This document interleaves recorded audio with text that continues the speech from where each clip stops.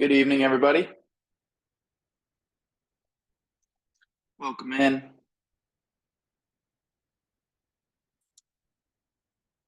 We're going to get going in just a couple of minutes here, just a Q&A tonight.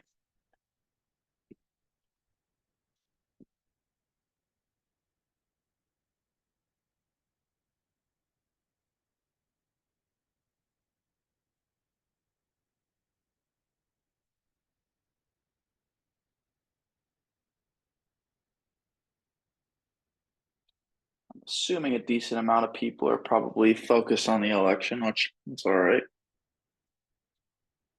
I guess it's important.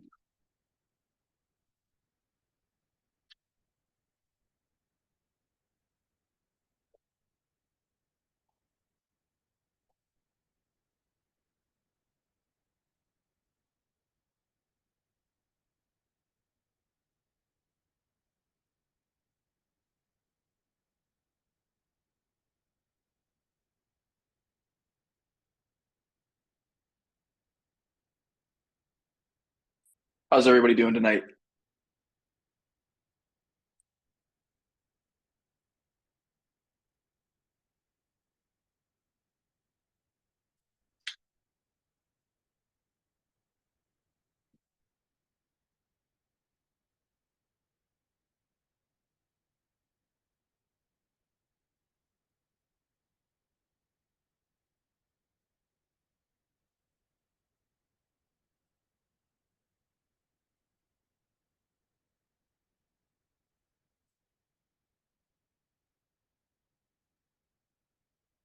All right, I'm going to send out one more link, letting everybody know we're going to get started soon. You guys are quiet tonight. I know it's just a couple of you.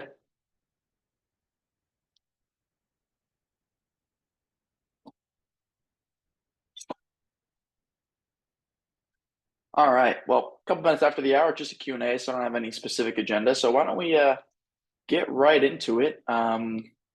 Yeah, anybody have any questions that you guys want to get us started out with? Definitely have things that I could talk about, but want to do my best to stick to the Q&A here.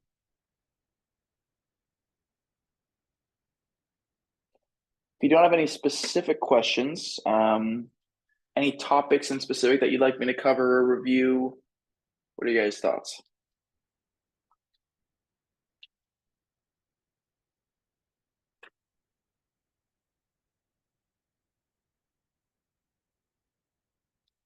Anything?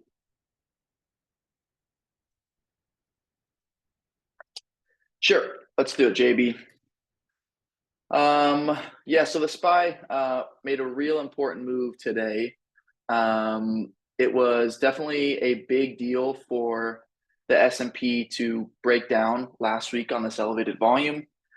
Real good reason to be a bit cautious, especially as we made it under that 575 pivot. I believe we talked about that in lecture. Today, though, we reclaimed that 575 and also broke back above the EMAs. So that is 100% going to be a long signal every single time. We had this break right back up above support, break into this gap, break above the EMAs. So all in all, and also now, I mean, we're up a couple bucks overnight. Right now, so far, we are 100% following the kind of historic price action with elections, where you typically see some selling into the election. And essentially, once the election concludes, typically we see that buying take place into the end of the year. So we're following just real typical patterns here. So long as the election has a result, probably by the morning, I think there's a real good chance we start continuing higher from here. That's my take. Any follow-up questions on that, JB?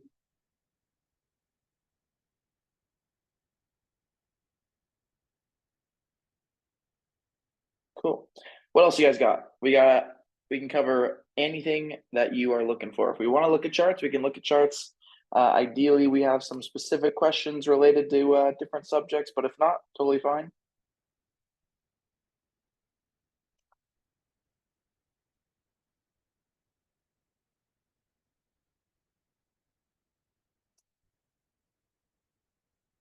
Do you have anything, Husky? Anything that you want to cover? Any questions that you have? Again, guys, this is Q&A focus, so any anything that you want me to take a look at, I'm happy to do so. Anything that you've learned in the last couple months that you want another explanation on? Anything like that, everybody? What are we thinking?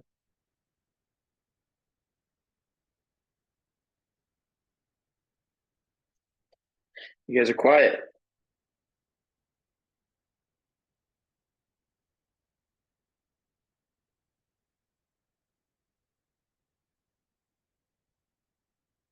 Okay, well, if really there's no specific topics that you guys want covered, we could start taking a look at some charts. I'm fine with that. And if you guys have any topics that come to mind, definitely please put them in the chat. Yeah, whenever you think of them. All right. Well, let's just get right into it. So we talked about the S&P a little bit there. Obviously, this is always going to be a bullish signal, right? Nice hold of the 50. Simple moving average there, remount of the EMAs on the daily. Not a damn reason to be bearish after a day like today. I'd be looking for higher. If the election doesn't give us a result by tomorrow, then that would probably be a reason for concern. But outside of that, I mean, all signs are pointing higher as it relates to the technicals. QQQ had a bit of a softer day today, still kind of under that most important pivot, but it looks like it just squeaked right back above this trend. Maybe not. Still below this trend. QQQ still looking a bit soft. The index as a whole, as it relates to the Qs, isn't something that I have an incredible amount of interest in right now. IWM is one index that really does stand out to me. Just zooming out a bit, this thing has been doing nothing over the last really couple months and just consolidating right up against this 225 pivot. If we look into today, after hours, we're a couple bucks higher. It's looking like now market's kind of setting up for a gap up into tomorrow. Now, that, again, could obviously change, but definitely looking like we're set up for higher. As it relates to IWM, any hold above 225 is a really big deal, especially if we can hold above this 229 area. It's a very strong signal to continue to look for longs in the small cap sector. The index as a whole, again, not the most interesting thing for me to trade as an instrument, but some individual names that I've been kind of watching are some that we talked about the last few weeks.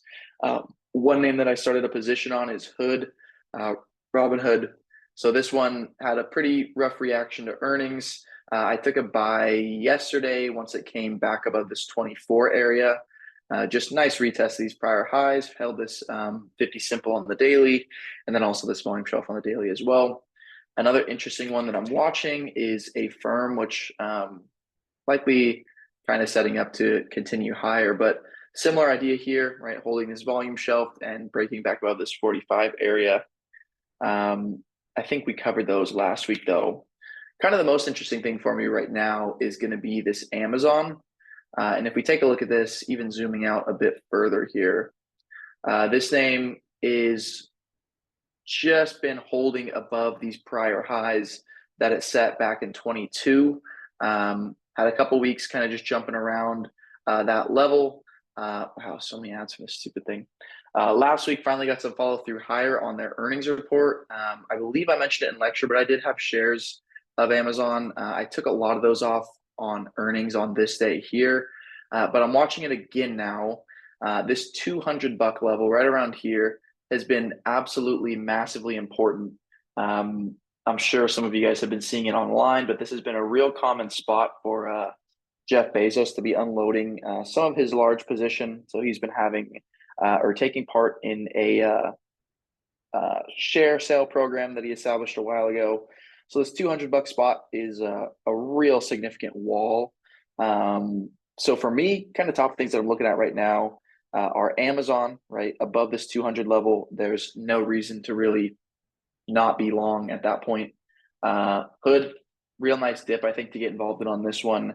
I think the fundamental story is there. And I think this dip will end up being a gift. I'm hoping that we get to see a nice move back up to these previous highs. And then the last one that I'm really interested in, kind of top of my list, is going to be Tesla here. This one, real nice move after the earnings report. Nice retest and kind of retracement into these EMAs, and now bouncing as soon as today, and maybe a little bit of a trend breakout as well today. This one's also set up to gap higher so far. Obviously, that could change based on what goes on overnight, but again, another one set up for higher. Definitely want to be watching if it gets back above this 271 area. But that's kind of my short list for what I'm looking at here. Honestly, to end the week out. Any questions, comments on that?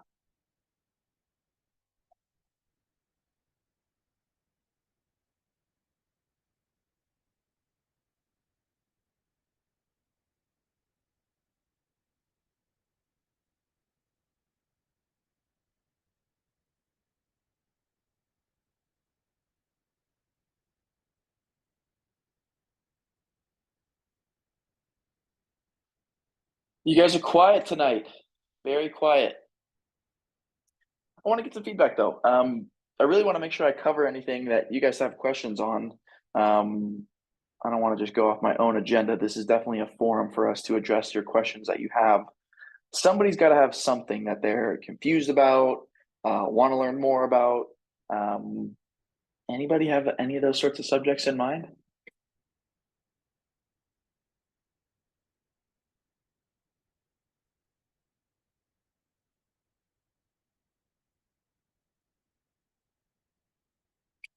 Really?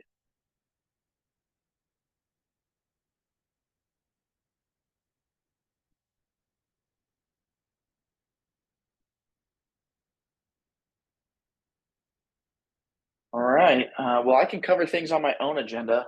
Um, hey, Caleb, how's it going? Welcome in. This is a bit of a different format as it relates to lectures. So this is pretty much just an open Q&A. So I'm really looking to cover just any questions, comments um, that you guys have. Typically, Caleb, our lectures are a bit more structured. So there's some kind of topic that we're looking to cover. Sometimes it's a more extended course series where we're building on the topics of each lecture as we continue throughout that series. Um, that said, as somebody new to the Discord, you're definitely doing the right thing by attending these lectures. This is definitely 100% the best way to start out in the market is focusing on education rather than just diving headfirst into starting to take trades and thinking that you're going to be, you know, amazing because the reality is there's definitely a lot to learn for everybody in the market. So let's talk a little bit about just structuring entries and exits.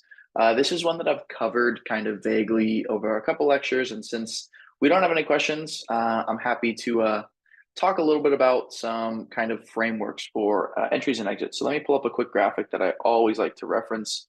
I know this is one that Husky's seen before. So this is a graphic that I stole from a book called The Cycle of Price Action. Definitely go check it out if you're interested. But this really is the best way for me to illustrate the sort of framework that I'm looking for different sorts of trades. And I want to just actually annotate this a little bit because I feel like that'll be helpful. So just give me 1 second to screenshot this again so I could do some drawings here. So within this specific graphic, there's kind of two different regimes represented here. You have your uptrend and a downtrend, and this specific pattern is repeated. Generally speaking, the framework that I'm most apt to following is looking for entries on either retracements or consolidation patterns into the trending EMAs. So what the EMAs mean or what that represents is an exponential moving average.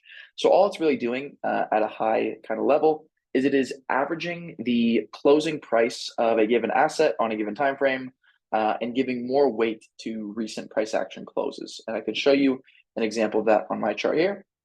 So this little cloud indicator, and I can even simplify this just a bit more so we see a bit less here. This little cloud indicator represents those two EMAs.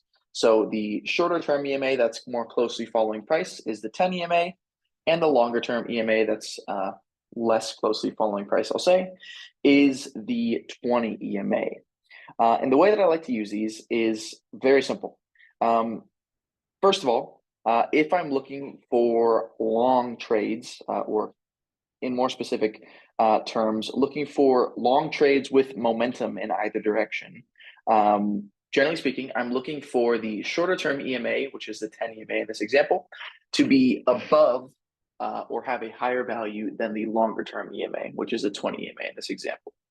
And we can see that reflected again here, right? So we can see 10 EMA in red, 20 EMA in blue.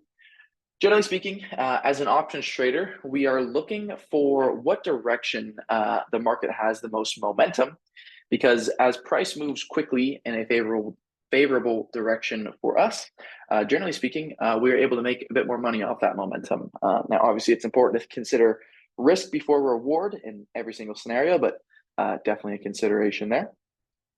So with that said, typically what I'm looking for when entering in a trade is I'm looking for some kind of constructive move either above or below a trending set of EMAs. So for example, since we're looking at Tesla here, this specific region where the EMAs didn't really have any specific trend, they were mostly flat, obviously isn't really a favorable place for us to be getting involved. However, once we get this break above the EMAs and we start to see a nice trend forming, right? So we see both EMAs beginning to slope to the upside. We also see a pretty clear cloud here with the 10 EMA above the 20 EMA, which gives us a nice green cloud. These are the sorts of entries that I'm looking for, right? When the EMAs first start to reflect this kind of momentum. And similarly, this is one that was reflected recently in a firm, which we're kind of starting to see now, where we're just starting to get that emerging momentum on the EMAs here. So we're starting to see that slope upwards after this kind of period of flatness here. Similarly, that was something that I was also looking at on Amazon. So a lot of my recent trades have reflected this sort of idea. So again, Amazon, I took entry, I think somewhere around here, where we were starting to get that nice slope upwards in the EMAs, clear trend with the 10 above the 20. Obviously a little bit of choppiness around those moves. But that's really the big idea. That's kind of the first step of my entry framework, which generally speaking, that leads me to be taking trades in these first few stages, where we first see the EMAs cross back in a positive trend, and with that first consolidation into those EMAs. Does anybody have any questions on that? Or maybe why I do that? I'll probably end up talking about it anyway, but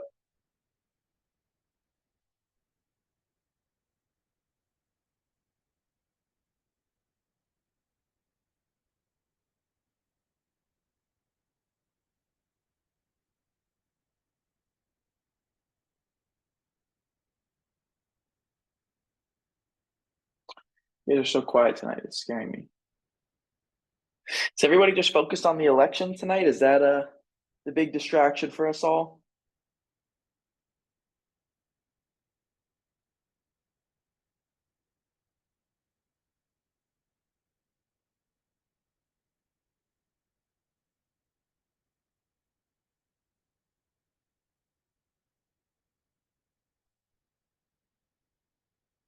We listening? All right, and cool. Okay, yeah, so that's kind of a high level first step condition that I'm looking for most short-term trades that I get involved in. And again, the reason behind that, I mentioned I'd explain, is essentially that as an options trader, we are looking for probabilities or reasons that we will be correct in understanding any given outcome. And as options traders, we want to see things like the trend being in the favor of our trade. And this is kind of the number one way that I like to check that is by referencing how price action is trading with respect to these daily exponential moving averages. So it's great as an options trader, definitely as somebody looking for momentum trades or swing multi-day trades. Definitely my personal preference. Yeah.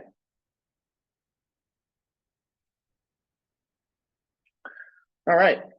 With that, I'll keep going on just random topics that pop into my head until somebody decides to have some kind of question that we want to cover.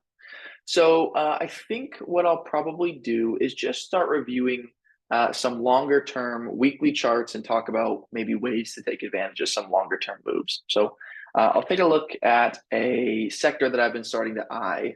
The ticker is XBI, which stands for biotech. Well, it doesn't stand for biotech directly, but it represents the biotech sector. So let's just take a look and kind of zoom out on this one. Over the past couple years, really, since 2022, it's pretty much done nothing. And it's at a point now where it's starting to reclaim some of these more important weekly moving averages. So it's back above this weekly 200 EMA or simple moving average, and the weekly moving averages are starting, or EMAs are now starting to trend nicely to the upside. To me here, there's a pretty obvious kind of pattern forming, maybe something kind of like that. Definitely a pretty obvious maybe pennant forming here. This is one that really has my attention for a longer term trade that I'm really looking forward to getting involved in. On the weekly, it's pretty clear what's going on here. You have this breakout over this prior consolidation. So we have this kind of 88 to 90 area, which was previously acting as these highs. So kind of right around here. And over the past almost year, really, we've been consolidating above this area and doing effectively nothing, which one of my favorite quotes that I've ever heard, which I think is something that I referenced in our last lecture, is, and I don't even want to repeat it, honestly. I really don't want to repeat it. It's going to make me cringe again. But essentially, the longer something consolidates, the larger move you should expect to get out of it when it does indeed break out. So for me, I'm watching this biotech sector here. Definitely one that I would be looking to get involved in over this, I'd say approximately 102 area. In terms of targets to be monitoring, and I mean, realistically, you could even try and get involved over this 100 area. This is definitely a pretty key pivot. So I'd even mark that out as maybe an early entry if you were interested in getting involved sooner. In terms of profit targets, you got to be looking to the prior 52-week highs, which is right around this 103.50 area. Zooming out a bit, I might even need to zoom out a bit more than just that. Zooming out a bit, realistically speaking, there's not much stopping this one until it really gets up to this 118 area. And then above that, probably this 135 approximately area would be the next place that I'd be looking to. All in all, though, this name definitely looks like, and this sector as a whole, definitely looks like it has some pretty significant potential if it's able to get over this 102 area, and definitely one that I'm watching. It fits well within kind of the risk profile of your IWM names as well. So your small caps, essentially, which are all generally moving inverse in relation to the 10-year yield. Which we got a pretty significant move higher out of the 10-year yield today, which if you are a bull, that's not something that you typically would want to see. And it's interesting to see it hold so strongly into the end of this week or into the close today. But regardless of that, 10-year yield, definitely something that you want to see moving lower if you're a bull on the market. And almost this is looking like a breakout here on the weekly or a potential breakout. Which should be a headwind for small caps. It should typically result in some amount of selling, but we're not really seeing that. We saw the 10-year close green, and also we saw the major indices close green as well today. So kind of some weirdness there. Weird correlation to continue to monitor, but not something that I am too concerned about just yet. All right, a couple other things to be kind of monitoring into the end of the year. If Kamala Harris wins the presidential election, I mentioned this last lecture, so I won't cover it in too much detail, but you definitely got to be paying attention to some solar names. Solar is definitely a sector as a whole that the Democratic Party is certainly in alignment with in terms of goals. So it'd be important to kind of continue to monitor this sector, look for some long opportunities. We could see a bit of weakness in the after hours session, which could definitely change based on the results of the election. This is definitely one that I'd be most focused on if Harris wins. If we got a Trump win, I would be a little bit less focused on this one, considering there would likely be less catalyst driving this one higher. Conversely, a name to watch if Trump wins, which maybe is a little bit less conventional, is going to be your Tesla. And we're getting into kind of politics here a bit, so this isn't me taking anybody's side necessarily, but definitely with the amount of, I'll say, support that the CEO Elon Musk of Tesla has provided Trump, it's, I think, incredibly reasonable to expect this name to move higher if Trump does win the election, considering I'm assuming based on the relationship that they'd find ways to get favorable policies for Tesla and Elon's other companies, which as a result would definitely be reflected in the stock price. So on a Trump win, I think Tesla has two things going for it. Number one, I think the technical setup is reasonably favorable without a Trump win. But if Trump does win, I think I'd definitely be watching Tesla for a continued move to the upside. Let's see, other names on a Trump win. You can always be paying attention to your oil and gas names. I think those are a bit less exciting though. Yeah, just a couple things to be monitoring based on the election results. One other thing to be mindful of, kind of events of this week. Obviously, we have the election today and tomorrow, so you shouldn't have any surprises there. One other thing to be mindful of is we also do have the FOMC coming tomorrow. So definitely want to be mindful of that, considering that there always is going to be some reaction as we get the FOMC meeting minutes. And just to kind of cover what we should be expecting for tomorrow and the rest of the week. It's not loading right now. Let me see. 1 second.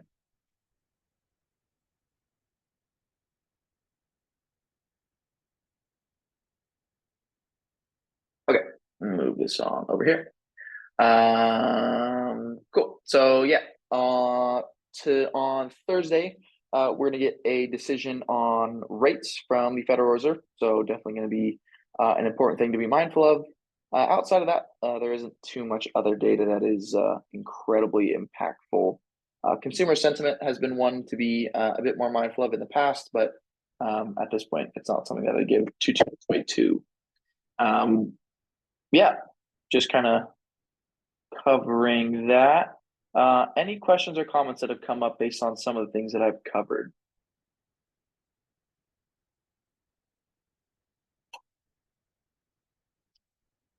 Cool. Thanks, Anna.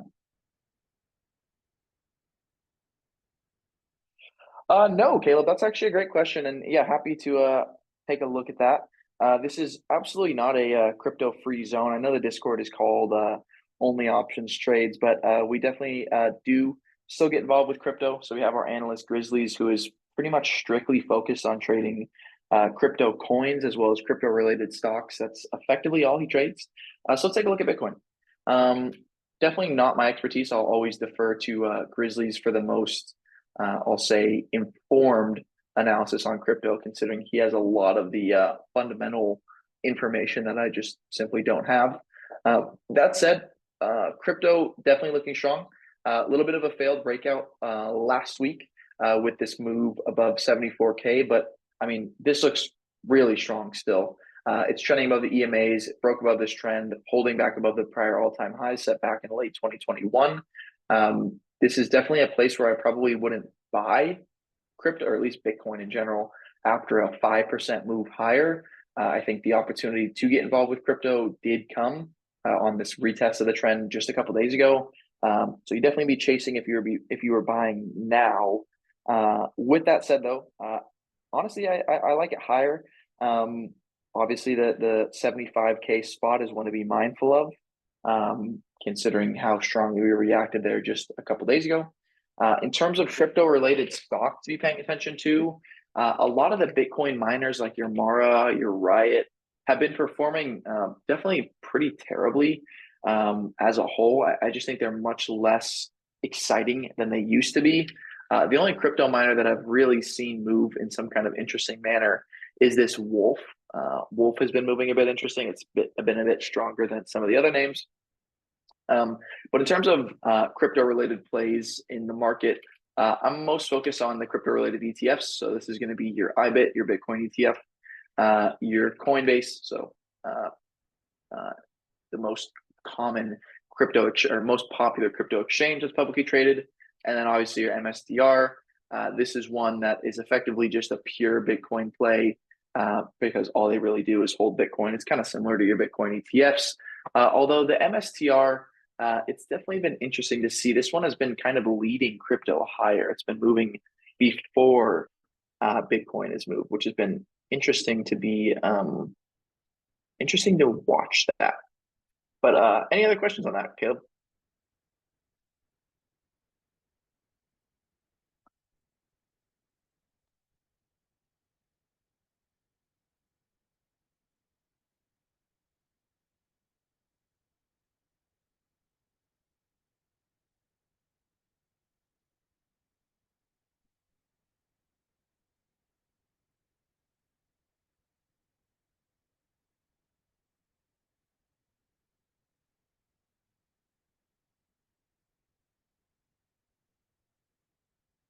If not, I don't want to just ramble. Okay, this is a really interesting question, Caleb. Yeah, how do I weigh out fundamentals versus analytics, or what I may refer to as technicals in my strategy? Really interesting question, actually. So, in terms of fundamentals, what I typically pay attention to is stocks that are of some amount of significance. So, I'm typically not trading stocks that are not profitable companies, and I'm also typically not trading super small stocks like under 5 billion market cap. So, in terms of like earnings growth, revenue, financial viability, that sort of thing, I really don't get involved with stocks that present concerns such as that. So I don't have to look into that piece of the fundamentals. In terms of how fundamentals plays into the trades that I take, though, I like to take trades on names that have some kind of story to them or fundamental theme.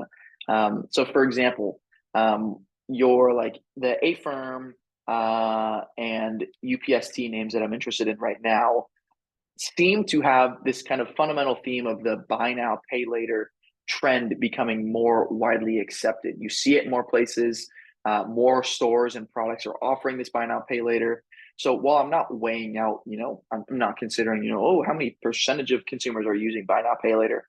It's just an additive for me in terms of kind of a thesis where, generally speaking, I know that this is a theme that's emerging. It's a product that is becoming more and more popular. So that would be kind of the extent of how fundamentals apply for me.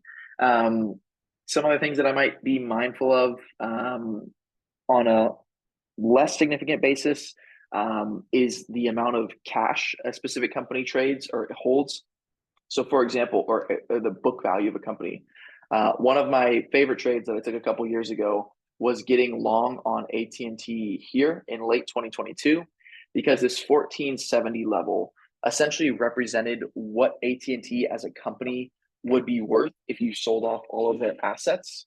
Obviously, that would never happen. But if you were to sell off all of AT&T's assets and forget about any future earnings growth, forget about any IP that they have that isn't valued, strictly thinking about their assets, AT&T was trading at its book value at this spot, which was just one extra reason for me to get long on T at this level. Now, zooming out, this was also effectively a 20-year support, this 1450 level, which we can't even see it all depicted here, but really, really long-term support as well, which also helped give me a bit extra conviction here.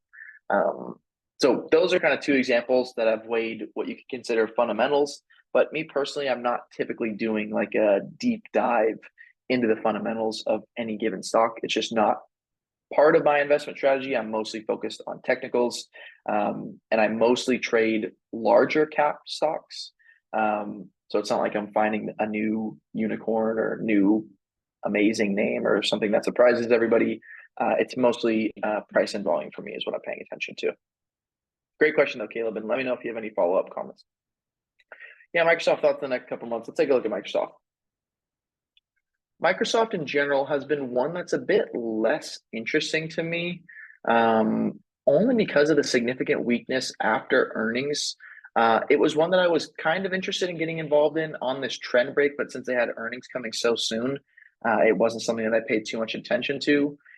In terms of next couple months, Microsoft for me is not something that I would be too interested in getting involved in until it gets back above this 420 area, just because of this 200 simple moving average. It's now trading below that, which is obviously a big deal. And also, it's trading below this volume shelf, which I'm planning on having a lecture on the volume profile next week. So I'm refrain from giving too in-depth of an explanation into that. But for the most part, it's not something that I'm super interested in getting involved in as a shorter term play. Now, as it relates to like a share purchase or maybe a longer term play, this is kind of the area that I would maybe consider some longer term buys, but it wouldn't be something that I'd be expecting immediate returns on. The chart doesn't look great to me in the short term. If you put a gun to my head and said buy Microsoft at the best price and do it in the next 10 days, I'd probably just want to try and buy it around 400 if I could. But this isn't something that I'm jumping out of my seat to get involved in, to be honest. I would much prefer waiting for it to just get back above 420. It's not a position that I'm really super interested in at this point in time. One tech name that I am a bit more interested in, obviously I mentioned Amazon. Google's a pretty interesting one. It broke above this pretty significant weekly pivot here following the earnings report and just came back down and retested this spot over the last few days and has been holding nicely. So in terms of a kind of, I'll say, dip that I'm interested in buying, Google would be one of them, one of the names out of your kind of mega cap tech that I would be more inclined to get involved with in the shorter term.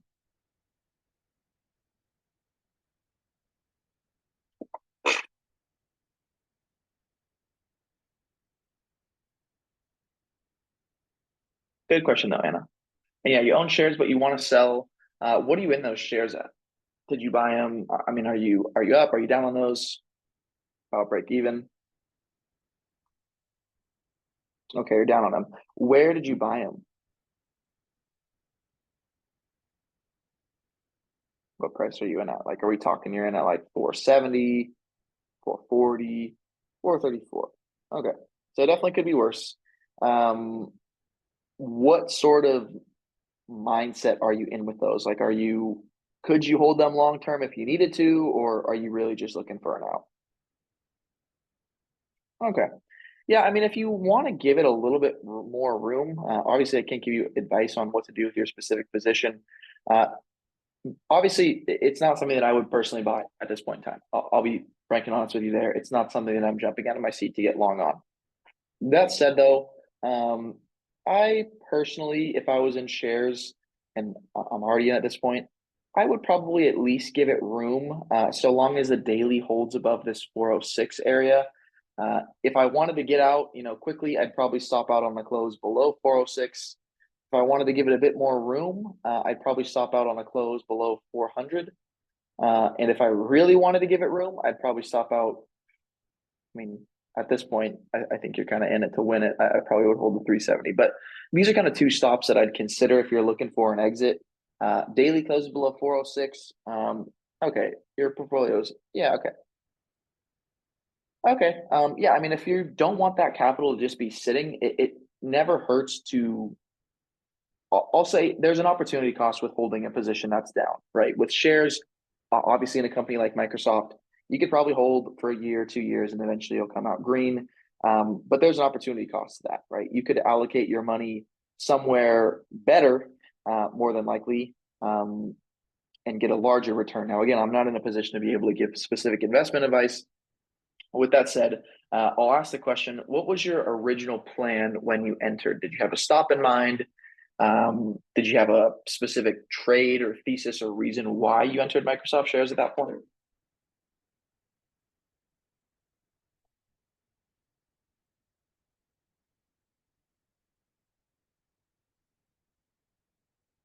You bought for earnings. Okay. Totally fair. Me personally, if I bought for earnings and was red, I personally would probably cut below 406 just because it was only an earnings trade and not really a long-term investment. Um, Again, that's just me, but yeah, that's probably what I would do. But at the end of the day, totally your choice. That's completely my opinion. Does that help, Anna?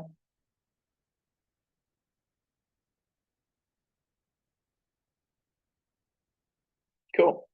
Yeah, you're welcome. And again, the reason why I say that is mostly because me, how I like to trade, I do my best to obey my stops, right? I don't want to just sit in a trade that I know I shouldn't be in.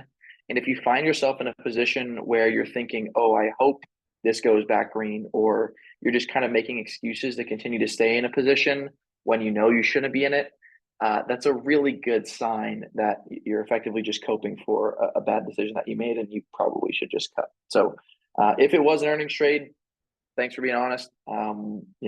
Definitely makes sense. But yeah, don't want to get caught holding something that you personally know you shouldn't be holding. Cool.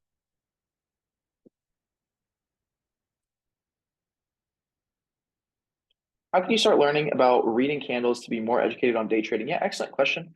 So I personally have a beginner's course series that I've done as part of Only Options, where we essentially start from the basics of kind of how to read charts, how to interpret charts, all the way to more kind of advanced topics where we talk more about forming trade ideas, kind of more advanced technical analysis concepts, that sort of thing. Um, Obviously, I'm biased. I made the course, so I'm gonna say it's good. But you could definitely ask some others and see if they've reviewed it. I personally think it's definitely an excellent place for you to start. What I'll do really quick is just go ahead and send you the link to that. It's on YouTube. It's just a YouTube playlist that we made. So let me just go ahead and find that real quick, and I'll put it in the chat. It's about 10 to 14-ish hours. But I mean, like I said, I'm biased, but definitely, in my opinion, it is going to be worth your time. So that would be my number one place to start. Let me just find the playlist. Beginner course series. Cool. And it looks like we've added some more to this playlist over time, I think. Yeah, there's a bunch more stuff, but like the first 10 to 15 videos of this. How do I get the link of this playlist?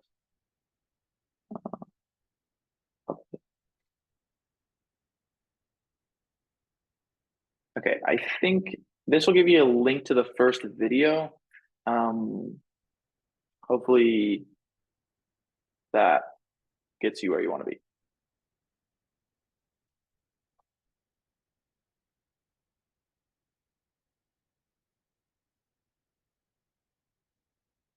Yeah, absolutely, Anna. The alerts are really kind of a stepping stone, in my opinion. The intent of only option trades in general isn't to just give you trade alerts and say, yep, this is what you should do, this is how you should trade. The real kind of reason why we exist is to teach people how to trade for themselves.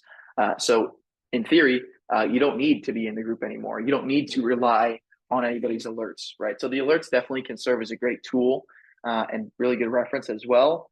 But our goal is to educate you to the point where you don't need to be here anymore and you can trade on your own independently and you have your own wealth of knowledge that you can share with the world. That was a bit interesting, but yeah, cool. Any other questions or comments, guys? You're so welcome, Anna.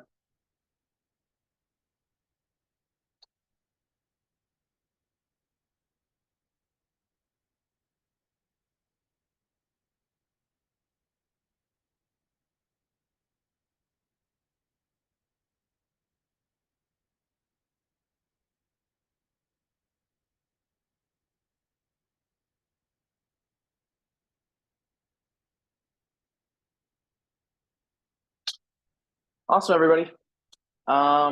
If nothing else, I will probably call it here. Yeah, with that, yeah, I think we'll call it here. Thanks so much for your time, everybody. Appreciate it. And I will see you guys all in the next one. Yeah, have a great night, everybody.